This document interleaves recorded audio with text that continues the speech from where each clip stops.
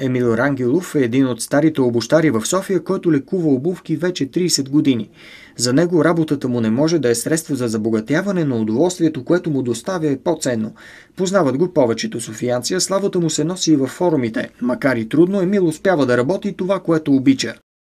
Първо, че хората предпочитат повече да не дават повече много пари за ремонт и ремонтират се повече по-качествените обувки, нали, които да издържат по-дълго време, а китайските се купуват и се хвърлят. Не се ремонтират, защото при тях няма и смисъл за ремонт. Няма обувка, която да не мога да ремонтирам или да се направи да изглежда като нова. Има неща, които няма смисъл да се правят. Гледам да си върша работата, както аз смятам за добре и правилно и качествено да свърша. Оттам нататък нещата си върват по установен ред. Нали? Измислени са тези неща от години. Не е. Като работиш качествено, ще имаш работа. Като не работиш качествено, няма как да имаш работа. Най-честите посетители на обущария са дамите, а по време на преходните сезони има най-много работа.